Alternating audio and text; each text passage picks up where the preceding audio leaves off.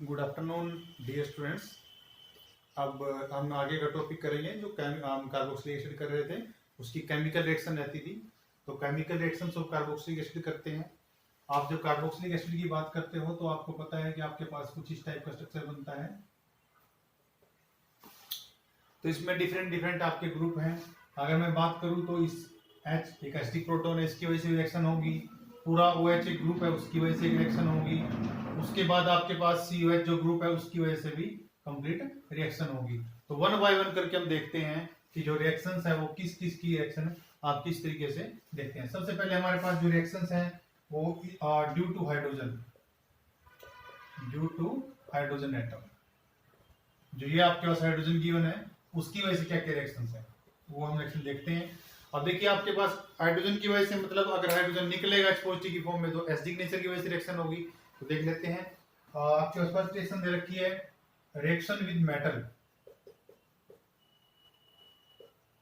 जब आपके पास कोई भी मेटल होती है, जैसे अल्कली मेटल्स है आपके पास, सपोज करिए हमारे पास ये गिवन है सोडियम, इस तरह से कुछ आपके पास है।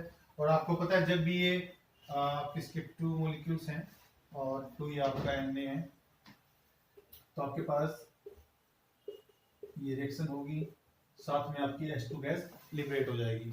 तो जब भी कोई एसिडिक प्रोटॉन होता है तो उस एसिडिक प्रोटॉन की जो रिएक्शन आप देखते हो तो एसिडिक प्रोटॉन में क्या होता है कि आपका जो H पॉजिटिव इजीली निकल जाता है। तो यहाँ पे अगर अल्कली मेटल के साथ कोई एसिडिक प्रोटॉन वाला रिएक्शन होता है तो आपका H2 लिबरेट हो जाती है।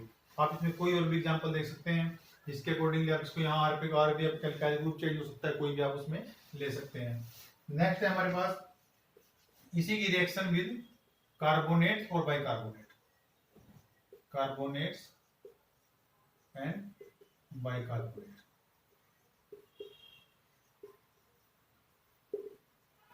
अगर हम इसमें रिएक्शन देखते हैं, जैसे आपके पास दे रखा है कोई भी एसिड है उसकी रिएक्शन सोडियम कार्बोनेट के साथ करा रखी है, ठीक है। जब इस टाइप का कोई रिएक्शन सिस्टम होता है तो आपके पास कार्बन डाइऑक्साइड और वाटर निकल जाता है, कार्बन डाइऑक्साइड और वाटर, इस टाइप से यहाँ पे रिएक्शन होती है। ये जो रिएक्शन होती है ये भी आपका एसिडिक सिस्टम ही देता है, लेकिन ये रिएक्शन आपका फिनोल नहीं देता। अगर आप फिनोल के साथ ये रिएक्शन करके देखते हो बाइकार्बोनेट कार्बोनेट की तो ये रिएक्शन नहीं होती। तो ये आपके पास एक टेस्ट हो गया, मैं इस तरह से लिख लेता हूं, ये test distinguish between phenol and carboxylic acid.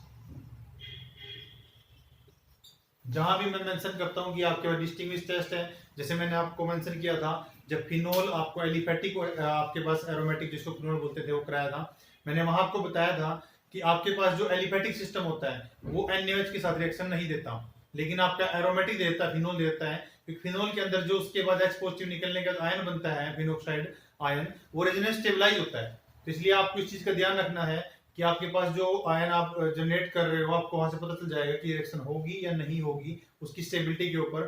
तो इस तरीके से यहाँ पे आप ये टेस्ट इसको नोट कर सकते हैं। आपको कहीं एग्जाम में कॉम्पिटिटिव एग्जाम में क्वेश्चन आ सकता है कि आपके पास फिनोल और कार्बोक्सिलिक एसिड को कैसे आप डिस्टिंग्विश करते हो। तो मैंने आपको रिएक्शन बता दी, बाइकार्बोनेट के साथ करेंगे तो उसमें भी आपका सिमिलर टाइप की रिएक्शन यहाँ पे होती है। अब नेक्स्ट करते हैं रिएक्शन विद अल्कलीज।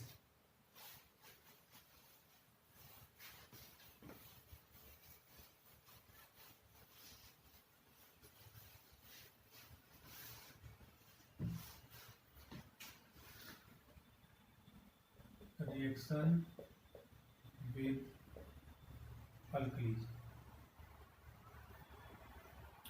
जैसे आपके पास NaOH है, आप यहाँ पे कोई भी रिएक्शन कराने जाते हैं तो आपके पास एसिडिक प्रोटॉन को विड्रॉ कर लेगा, आपको पता है, और वाटर यहाँ पे साथ में बाहर निकल जाता है। तो आप देखते हो यहाँ पे बेस है, बेस ने एसिडिक प्रोटॉन को लिया तो वाटर निकल गया, रिमेनिंग आपका सोर्स सिस्टम में प्रेजेंट हो सकता है। यहाँ पे आप कोई भी आप सोर्स ले सकते हो, किसी भी यहाँ मेटल भी कोई हो सकती है, आप हाइड्रोक्साइड आयन किसी का भी ले सकते हो, तो अल्कली भी आप इस तरीके से डिस्टिंग्विश कर सकते हैं। तो ये तीन चीजें तो थी आपकी जहां पे OH का इन्वॉल्वमेंट था, OH की रिएक्शन थी सारी है। अब नेक्स्ट है जहां पे आपका OH ग्रुप, यहां सिर्फ H की रिएक्शन थी हाइड्रोजन हाइड्रोजन की, अब पूरा OH क्या रिएक्शन देगा। अब आपकी रिएक्शन वही आएंगी जो हमने आपको पहले अल्कोहल में बताई थी। अब नेक्स्ट हो गया आपका सेकंड वाला, रिएक्शन इन्वॉल्विंग OH ग्रुप।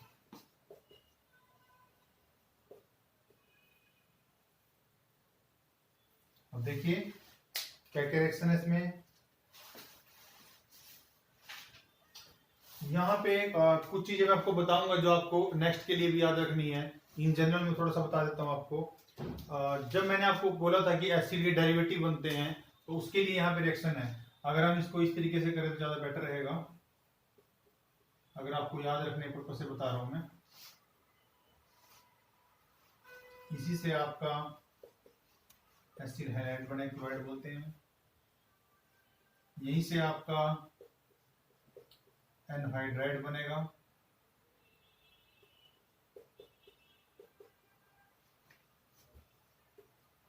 यहीं से आपके पास एस्टर बनेगा, यहीं से आपके पास अमाइड बनेगा। बता देता हूं कैसे कैसे कंडीशन होती है। अब देखिए आपकी जब रिएक्शन हो रही है वो सिर्फ इस ग्रुप को रिप्लेस करने की है। अब देखिए सभी में आपका यही ग्रुप डिफरेंट है।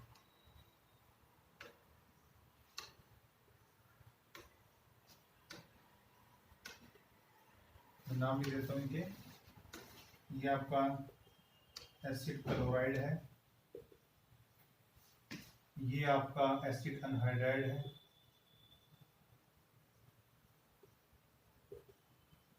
ये आपका एस्टर है, और ये आपका अमाइड है।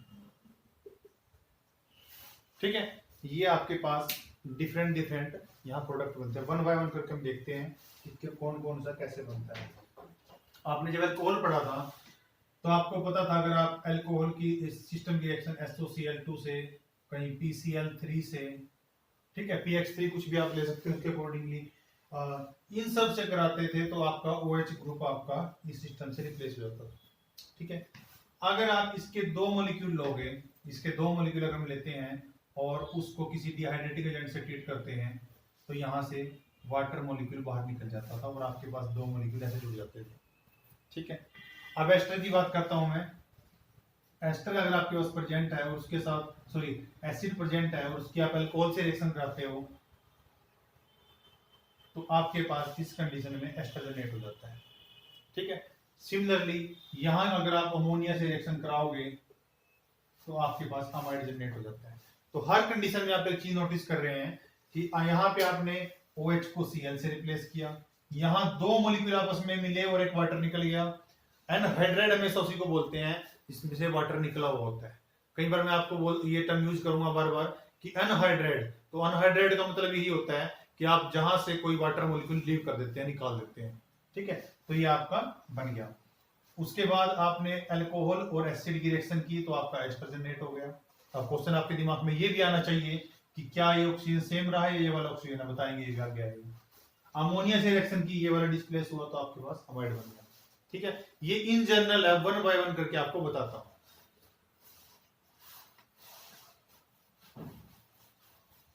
सबसे पहला हमारे पास था एसिड, कि आप एसिड क्लोराइड कैसे बनाओगे, acid chloride formation.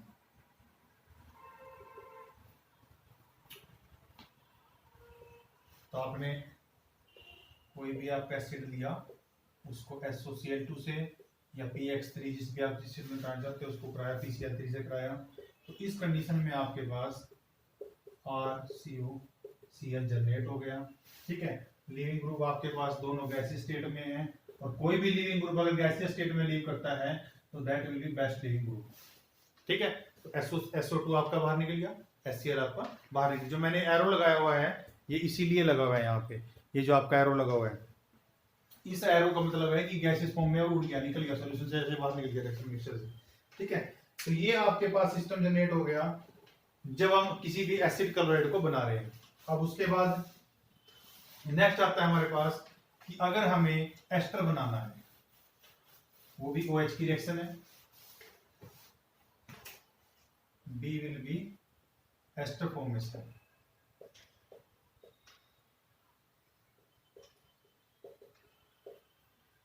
Ester formation, ठीक है। अगर यहाँ पे अब एस्टर बनना है, अब देखिए आप यहाँ एस्टर बनेगा RCOH। सपोज करो मैंने R' अल्कोहल ले लिया है और आपको दे रखा है H पॉजिटिव, तो आपका प्रोडक्ट होगा RCOOR' और साथ में आपका वाटर निकल जाता है।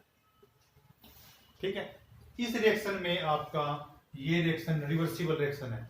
ठीक है, अगर आप चाहते हो कि आपका प्रोडक्ट ही रहे रिएक्शन में, आपका वो दोबारा कन्वर्ट ना हो रिएक्टेंट में, तो जो ये वाटर लगा हुआ है इसको आपको रिएक्शन में साथ साथ रिमूव करना पड़ेगा। ठीक है, और उसके लिए एक अपरेटस होता है डीन स्टॉक अपरेटस। अगर आप इस अपरेटस को अपने रिएक्शन मिक्सर के साथ अटैच करके यहाँ पे करेंगे तो आपका वाटर कंटिन्यूसली रिमूव होता रहेगा और आपकी रिएक्शन है जो फॉरवर्ड डायरेक्शन में प्रोसीड होती रहेगी। ठीक है, अब इसका मैकेनिज्म देख लेते हैं। सबसे पहले रिएक्शन स्टार्ट कैसे होती है। आपको एसिडिक मीडिया दिया है H पॉजिटिव। ठीक है, अगर आपको एसिडिक मीडिया गिवन है तो आपको पता है कि प्रोटोनेशन होनी है। अब प्रोटोनेशन किसकी होगी, जहां पे आपको ऑक्सीजन कोई भी स्पीशीज यहाँ पे प्रेजेंट होगी। ठीक है, मैं सिंपल तरीके से इसको करता हूँ, आपको स्ट्रेट फॉरवर्डली बताता हूँ। वैसे फर्स्ट चैप्टर में हो चुका था हमारे अल्कोहल वाले में भी। आपका ये देखिए, आपके पास प्रोटोनेशन के बाद ये स्पीशीज बनी है, मैंने बीच का जो भी था कॉन्जुगेशन वो नहीं दिखाया।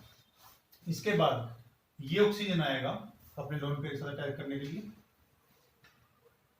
ये ऊपर जाएंगे इलेक्ट्रॉन पे और वापस आएंगे, इस वाटर को बाहर निकाल देंगे।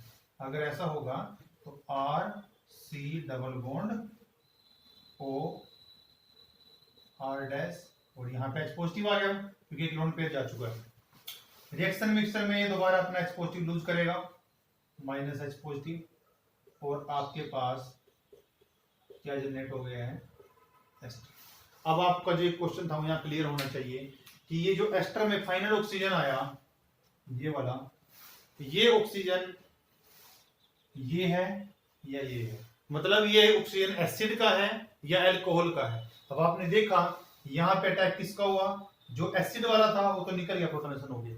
आपके पास जो अल्कोहल वाला था उसने यहाँ अटैक करके लीव किया है। इसका मतलब क्या है कि ये ऑक्सीजन आपका अल्कोहल से आता है, कम्स फ्रॉम अल्कोहल।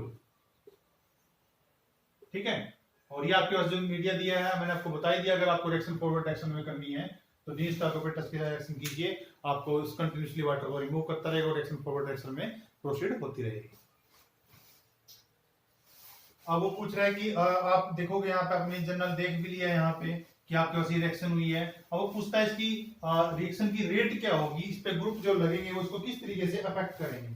अब आपको पता है कि हमेशा जो आपका कार्बोक्सिलिक एसिड है इनकी ऑलरेडी आपके एल्डिहाइड और कीटोन जो कार्बोनिल वाले कंपाउंड होते हैं उनसे इसकी इलेक्ट्रोफिलिसिटी कम होती है। ठीक है, अगर इस पे कोई जो R ग्रुप यहाँ पे लगा हुआ है, अगर वो ग्रुप कोई ऐसा लगेगा जो इसके ऊपर इलेक्ट्रॉन और देगा, इसको प्लस आई इफेक्ट वाला होगा, तो वो इसकी इलेक्ट्रोफिलिसिटी को और कम करेगा। अगर कोई ऐसा ग्रुप यहाँ पे लगेगा कार्बन के साथ जो इसकी इलेक्ट्रोफिलिसिटी को बढ़ाएगा, तो इसकी रिएक्शन को बढ़ाएगा। तो प्लस आई इफेक्ट वाले जैसे आपके अल्काइल ग्रुप हो गए, जितने ज्यादा इस पे लगते चले जाएंगे उतना ही रिएक्शन की रेट डिक्रीज हो जाएगी। और अगर इस पे आपका माइनस आई इफेक्ट वाले ग्रुप लगेंगे, जैसे कोई CH2Cl लग गया, CH2F, कोई भी ऐसा ग्रुप लग गया जिसको विड्रॉ कर सकता है, तो वो आपकी रेट को इंक्रीज करेंगे। ठीक है, तो इस तरीके से भी आपको क्वेश्चन पूछा जा सकता है। नेक्स्ट है हमारे पास अमाइड। अमाइड की फॉर्मेशन कैसे होती है।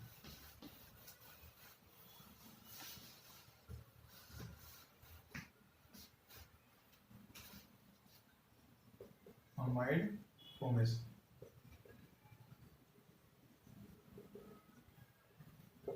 आपके पास एसिड है, अमोनिया है आपके पास, और आपके पास ये स्पीशीज जनरेट हो जाएगी। आपको पता है एसिड है बेस है, दोनों का रिएक्शन हुई और रिएक्शन होने के बाद ये आपका सोल्ट बन गया, अमोनियम सोल्ट बन गया यहाँ पे। ठीक है, जो ये सोल्ट आपका जनरेट हो गया है, अगर आप उसको हीट कर दोगे तो आपके पास RCONH2 बन जाएगा और साथ में वाटर आपका लीव कर जाएगा। ठीक है, ये आपका अमाइड जनरेट हो गया यहाँ पे। ठीक है, तो ये आपके पास अमाइड बनाने का मेथड है। यहाँ पे आपने एलिफेटिक ले लीजिए चाहे एरोमेटिक ले लीजिए। अगर एलिफेटिक सिस्टम है तो आप कोई भी यहाँ पे अल्काइल सब्स्टिट्यूएंट लगा सकते हो और या आप यहाँ पे फिनाइल लिख सकते हो। दोनों कंडीशन में आप यहाँ से अमाइड जनरेट कर सकते हैं। तो ये आपका अमाइड बनाने का तरीका हो गया। अब नेक्स्ट है आपके पास अनहाइड्रेट।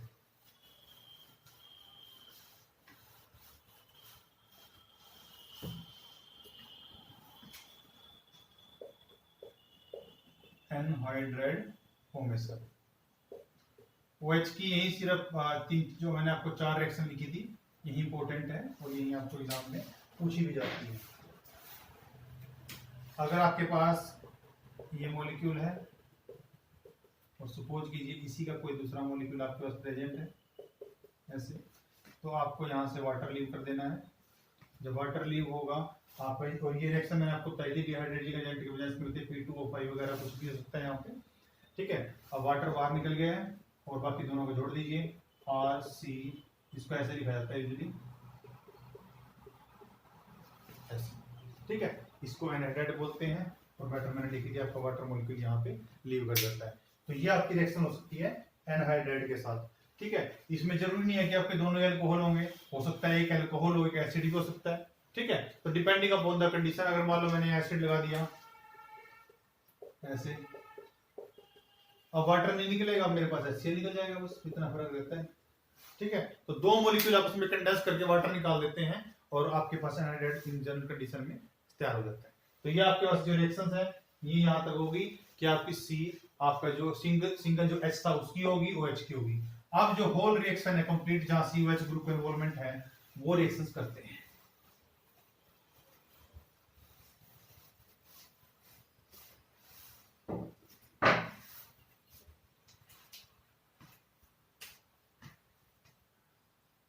रिएक्शन इन्वॉल्विंग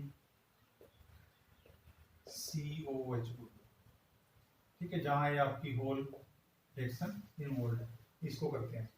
सबसे पहली रिएक्शन है इसके अंदर डीकंपोजिशन।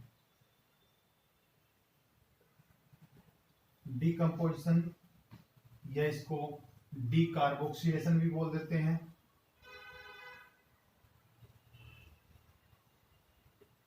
ठीक है, डीकार्बोक्सिलेशन का मतलब होता है कार्बन डाइऑक्साइड का निकलना। डी, जैसे आप डिहाइड्रेशन बोल देते हो, तो डिहाइड्रेशन का मतलब वाटर का निकलना। ठीक है, उसको बोलते हैं। अब आपके पास सबसे पहले इसमें केमिकल डीकार्बोक्सिलेशन।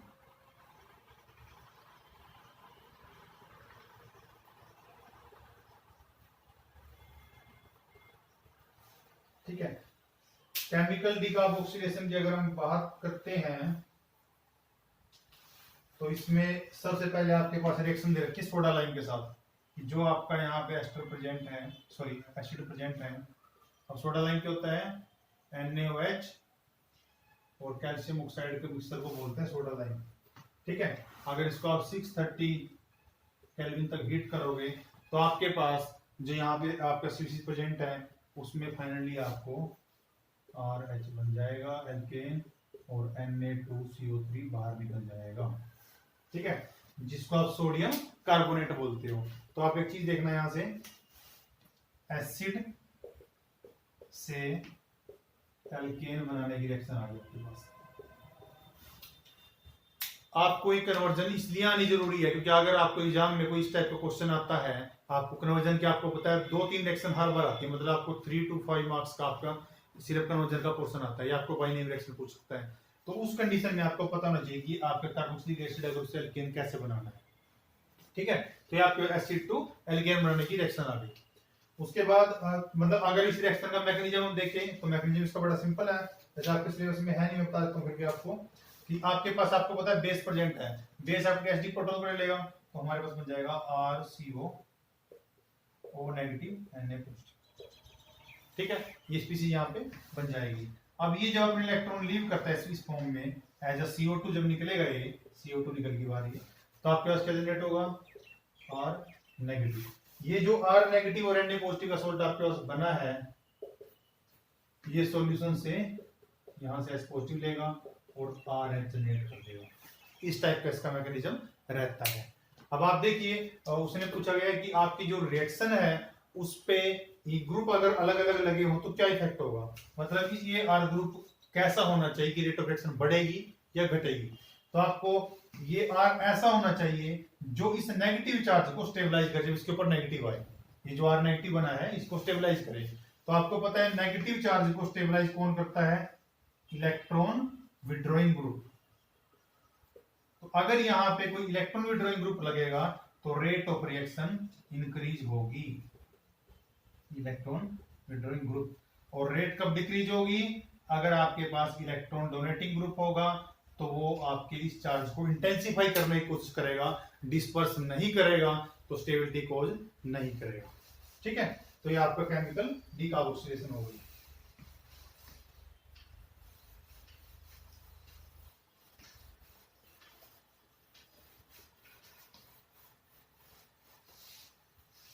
अब नेक्स्ट है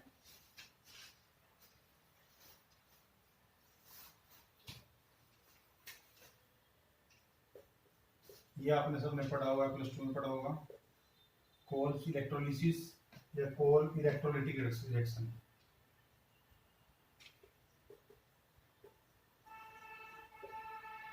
कोल्स इलेक्ट्रोलिटिक रिएक्शन।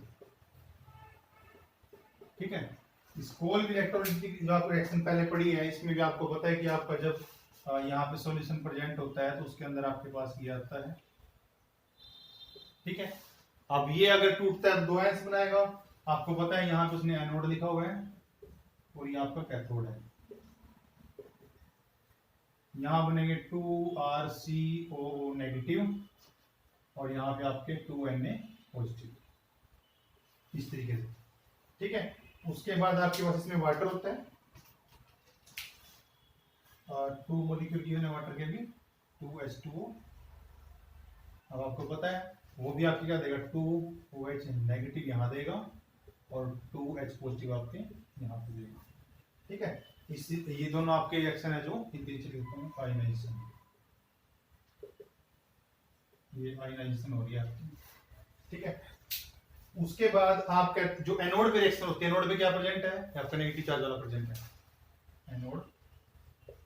इस एनोड पे क्या रिएक्शन होती है, 2RCOO नेगेटिव।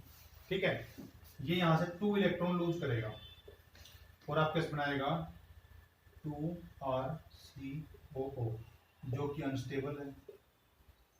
ठीक है, ये आपके पास स्टेबल ही नहीं है। अगर ये स्टेबल नहीं है तो इमीडिएटली अपने क्या करेगा, यहां से CO2 लूज कर देगा। अगर ये CO2 लूज करेगा तो आपके पास यहाँ 2 ही मॉलिक्यूल निकलेंगे और R आपस में जुड़ जाएंगे। आपको क्या मिल गया, एल्केन। ठीक है, तो ये आपका एल्केन जनरेट हो गया। तो अगर आपसे पूछा जाए कि आपके पास यहाँ पे एसिटिक एसिड रहते हैं CH3 और आपको इथेन बनाना है तो आप इस मेथड का यूज कर सकते हो। ठीक है, तो ये उसने आपकी एनोड की रिएक्शन लिखी और उसके बाद कैथोड पे क्या होगा, 2H पॉजिटिव यहाँ पे निकले थे आपके, सॉरी स्टार्टिंग में आए थे यहाँ पे और 2 इलेक्ट्रॉन मैंने यहाँ निकाले, तो क्या बनना चाहिए, H2। ठीक है, आपका H2 गैस यहाँ पे जनरेट हो गई। तो अगर हम ओवरऑल इसकी रिएक्शन लिखते हैं, मैं यहाँ पे लिख देता हूँ इसको, यहाँ लिख देते हैं। तो ओवरऑल मेरे पास बन गई 2RCONA प्लस 2 वाटर मॉलिक्यूल, इधर से ऐड किया मैंने इसको। ठीक है, तो आपके पास क्या क्या जनरेट हो जाएगा, यहाँ फाइनल में एल्केन जनरेट हो गया। उसके बाद आपके पास CO2 निकला था, H2 निकला था और NaOH के भी 2 मॉलिक्यूल आपके पास है। ये देखिए, ये हमारी ओवरऑल रिएक्शन हो गई। तो कोल्ब इलेक्ट्रोलिटिक मेथड यूजुअली हर बार एग्जाम में पूछा जाता है, तो आपको पता होना चाहिए इसके बारे में भी। ठीक है, तो ये आपका आज का लेक्चर हो गया। आप सभी को सुन के अपने नोट्स बनाने हैं जो मैंने असाइनमेंट का वर्क आपको दे रखा है।